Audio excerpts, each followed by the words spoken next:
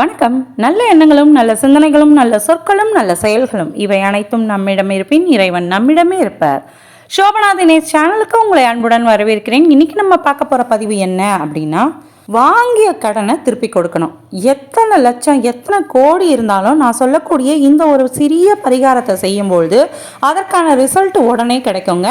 அந்த பரிகாரத்தை எந்த நாளில் செய்யணும், அதே மாதிரி ஒரு குறிப்பிட்ட டைம் இருக்குது, அந்த டயத்தில் செய்யணுங்க. அந்த டைம் என்ன அப்படின்றதையும் இதை எத்தனை முறை செய்யணும் அப்படின்றதையும் நம்ம தெளிவாக பார்க்க போகிறோம். அதாவது இந்த பரிகாரத்தை நான் சொல்லக்கூடிய ஒரு விதத்தில் நீங்கள் செய்யணும். ஒரு நாள் நீங்கள் பரிகாரம் செய்கிறீங்க அப்படின்னா அடுத்த வாரம் நான் சொல்லக்கூடிய அதே டயத்தில் நான் சொல்லக்கூடிய ஒரு விஷயத்தை அந்த பரிகாரத்தை வைத்து செய்யணும்.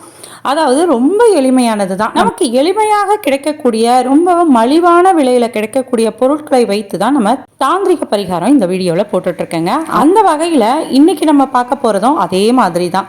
ரொம்ப குறைந்த செலவில் செய்யக்கூடிய ஒரு அற்புதமான பரிகாரம். இதுக்கு நாளும் நேரமும் முக்கியங்க. அதை மட்டும் கொஞ்சம் நோட் பண்ணி வச்சுக்கோங்க. நான் சொல்லக்கூடிய அந்த டயத்தையும் அந்த நேரத்தையும் நீங்கள் நோட் பண்ணி வச்சுக்கோங்க. இந்த நேரத்தை நோட் பண்ணி வச்சுக்கிட்டு நீங்கள் அடுத்து வரக்கூடிய வாரங்களில் இந்த பரிகாரத்தை செய்து உங்களோட கடனை கூடிய விரைவில் அடைச்சிடலாம். அதாவது 6 வாரங்களில் இந்த பரிகாரத்தை செய்திடலாம். செய்ய போகிறது அப்படின்றது, இந்த பரிகாரம் செய்ய போகிறது அப்படின்றது 3 முறை, ஆனால் 6 வாரங்கள் எடுக்கும். அது எப்படி என்ன கணக்கில் வருது அப்படின்றத நம்ம வீடியோக்குள்ளே போய் பார்க்கலாம். வீடியோக்குள்ளே போய் பார்க்குறதுக்கு முன்னாடி என்னோட வீடியோ நீங்கள் ஃபஸ்ட் டைம் பார்க்குறதா இருந்தாலோ இல்லை சப்ஸ்கிரைப் பண்ணாமல் பார்க்குறதா இருந்தாலோ சப்ஸ்கிரைப் பண்ணிக்கோங்க. பக்கத்துலேயே பெல் பட்டன் வரும், அதை நீங்கள் ப்ரெஸ் பண்ணி ஆல்னு கிளிக் பண்ணி வச்சுக்கிட்டீங்க அப்படின்னா நான் போடக்கூடிய இந்த மாதிரியான ஆன்மீக குறிப்புகளும் ஆன்மீக பரிகாரங்களும் உங்களை உடனுக்குடன் வந்து சேரும். அது மட்டும் இல்லாமல் இந்த நாளில் இந்த பரிகாரம் செய்தீங்க அப்படின்னா நல்ல பலன் கிடைக்கும்னு சொல்லக்கூடிய பரிகாரங்களை நீங்கள் முன்கூட்டியே தெரிஞ்சுக்கிட்டு அந்த அற்புதமான நாளில் இந்த பரிகாரத்தை செய்து பலனையும் பெற முடியும். அதனால் மறக்காமல் சப்ஸ்கிரைப் பண்ணிக்கோங்க. வாங்க இப்போ நம்ம வீடியோக்குள்ளே போலாம்.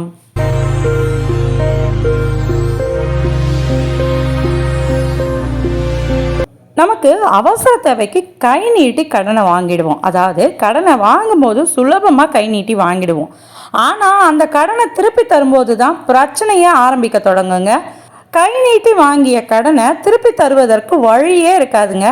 வரக்கூடிய வருமானம் வீட்டு செலவுக்கே பத்தாமல் போயிடும். வாங்கிய கடனை எப்படி திருப்பி தர்றது? கடனை வாங்குவதற்கு முன்பு நம்ம இதெல்லாம் யோசிக்கவே மாட்டோம். இதெல்லாமே நம்ம எப்போ யோசிக்கணும் அப்படின்னா கடனை வாங்குவதற்கு முன்பாக யோசிச்சிருக்கணும்.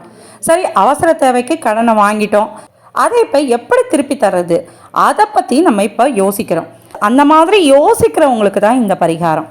3 முறை இந்த பரிகாரத்தை நம்ம செய்யணுங்க.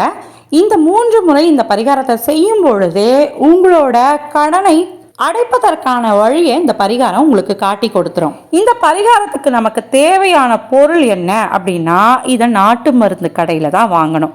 நாட்டு மருந்து கடையில் எல்லோருக்கும் கிடைக்கக்கூடிய ஒரு சுலபமான ஒரு பொருள் தான்.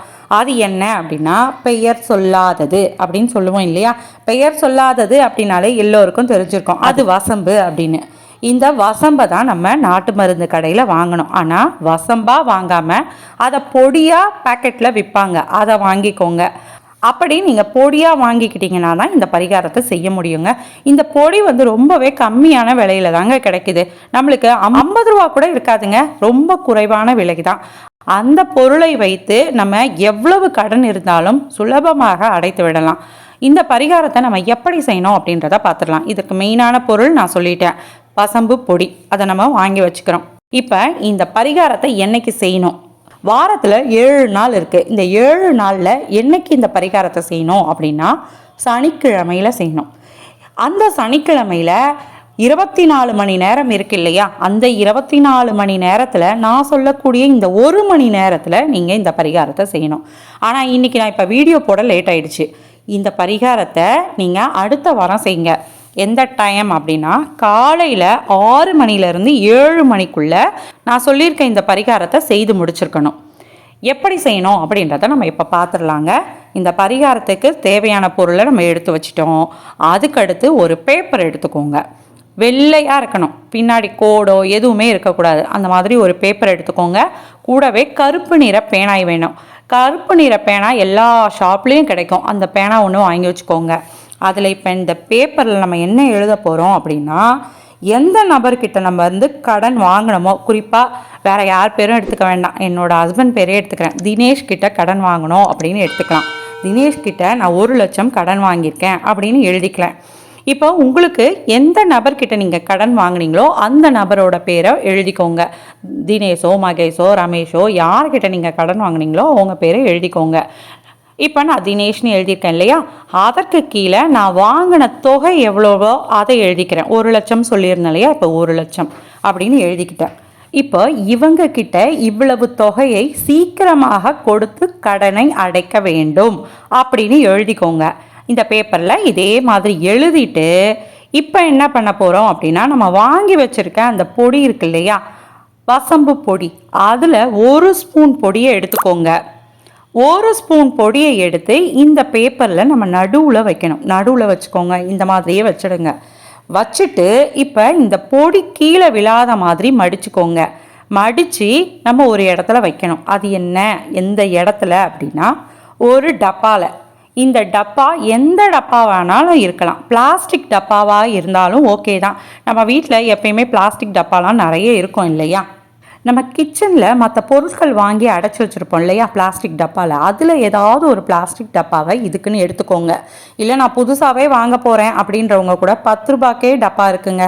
இந்த 10 ரூபா கடையெல்லாம் இருக்கும்ல, அங்கே கூட நீங்கள் ஒரு சின்ன டப்பா வாங்கிக்கோங்க. இதுக்குன்னு செலவு பண்ண வேண்டாம் அப்படின்றதுக்காக நான் வீட்டில் இருக்க பொருளை வைத்தே செய்து காட்டுறேன். இப்போ வீட்டில் இந்த மாதிரி ஒரு டீ தூள் டப்பாவோ இல்லை காஃபி பொடி டப்பாவோ எது இருக்கோ அதை எடுத்துக்கோங்க. கண்ணாடி டப்பாவாக இருந்தாலும் ஓகே தாங்க, அதை எடுத்துக்கோங்க. இப்போ இந்த பிளாஸ்டிக் டப்பாவில் நம்ம இதை போட்டுறோம். எந்த பொருளை போட போகிறோம், நம்ம கடனுக்காக எழுதி வச்சு ஒரு பொட்டலத்தை மடித்து வச்சுருந்தோம் இல்லையா வசம்பு பொடியை வைத்து, அந்த பொட்டலத்தை இந்த பிளாஸ்டிக் டப்பாவில் போட்டு மூடி வச்சுடுங்க. இந்த வாரம் நீங்கள் இன்றைக்கி செய்கிறீங்க, இன்றைக்கி சனிக்கிழமை இல்லையா, இந்த வாரம் இந்த சனிக்கிழமையில் நீங்கள் செய்கிறீங்க. ஆனால் காலையில் 6 to 7 செய்திடணும்.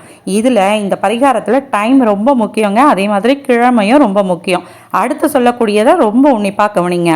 நான் என்ன சொல்கிறேன் அப்படின்றத கவனிங்க. ஏன்னா இதை 3 வார பரிகாரம், ஆனால் 6 வாரம் ஆகும். அதை தான் நீங்கள் உன்னிப்பாக நோட் பண்ணி வச்சுக்கணும். இப்போ இந்த பொடியை நம்ம ரெடி பண்ணி இந்த மாதிரி பொட்டலமாக செய்து இந்த டப்பாவில் போட்டு வச்சுட்டோம். இப்போ இந்த டப்பாவை நம்ம அப்படியே வச்சிரும். ஏதாவது ஒரு இடத்துல கிச்சனில் கூட வச்சுக்கோங்க. ஏன்னா நிறைய பேர் கேட்குறீங்க, நான் முஸ்லீம், எனக்கு நிறைய கடன் இருக்குது, ஆனால் நீங்கள் சொல்லக்கூடிய இந்த பரிகாரத்தை பூஜை அறையில் வைக்கணும்னு சொல்கிறீங்க, எங்களுக்கு பூஜை அறை இல்லை அப்படின்றீங்க. நீங்கள் யாராக இருந்தாலும் இந்த பரிகாரத்தை செய்யலாம். நீங்கள் பூஜை அறையில் வைக்க வேண்டாம். பூஜை அறை இருக்கிறவங்க பூஜை அறையில் கூட வச்சுக்கலாம். இல்லை அப்படின்னா நீங்கள் கிச்சனில் ஏதாவது ஒரு இடத்துல வச்சுருங்க.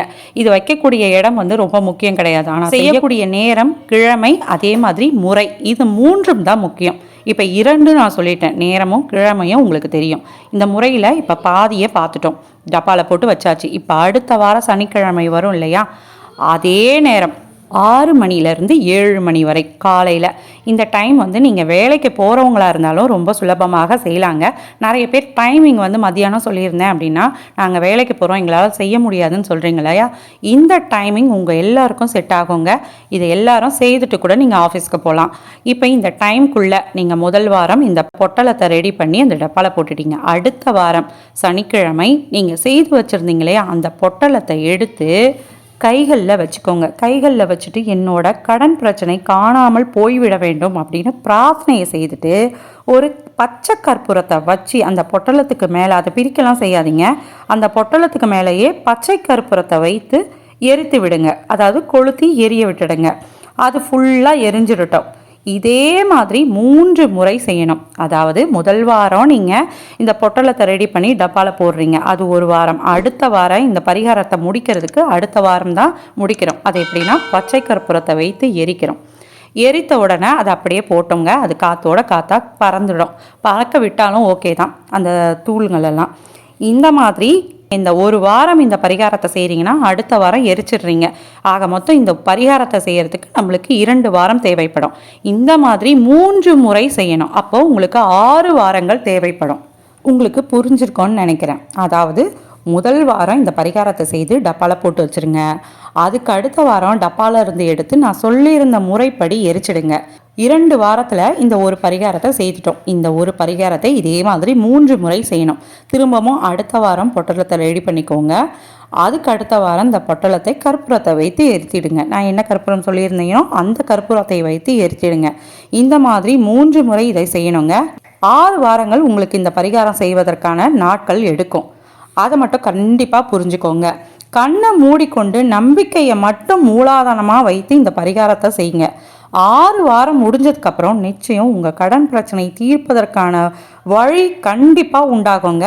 அந்த உண்டாகக்கூடிய வழியை இந்த பரிகாரம் உங்களுக்கு காட்டி கொடுத்துரும். கவலையே படாதீங்கங்க, எல்லாமே நல்லதாக சீக்கிரம் நடக்கும். யாரெல்லாம் வருகின்ற சனிக்கிழமையில் இந்த பரிகாரத்தை செய்ய போகிறீங்க அப்படின்றத கீழே கமெண்டில் சொல்லுங்கள். அதே மாதிரி இந்த டைமிங் எல்லாருக்கும் செட் ஆகக்கூடிய ஒரு டைமிங் தான். அதனால் யாரெல்லாம் இந்த பரிகாரத்தை காலை நேரத்தில் செய்து கடன் பிரச்சனையை இல்லாமல் செய்ய போகிறீங்க அப்படின்றத கீழே கமெண்டில் சொல்லுங்கள். நானும் தெரிஞ்சுக்கிறேன். உங்களுக்கு இந்த வீடியோ பிடிச்சிருக்கோம் அப்படின்னு நான் நம்புகிறேன். இந்த வீடியோ பிடிச்சிருந்தது அப்படின்னா லைக் பண்ணுங்கள், உங்கள் ஃபேமிலி அண்ட் ஃப்ரெண்ட்ஸ்க்கு இதை ஷேர் பண்ணுங்கள். உங்களோட ஆதரவுக்கு மிகப்பெரிய நன்றிகள். தேங்க்யூ. வாழ்க வளமுடன், வளர்க அன்புடன். அன்பே தெய்வம், நற்றுணையாவது நமச்சிவாயமே. திருச்சிற்றம்பலம்.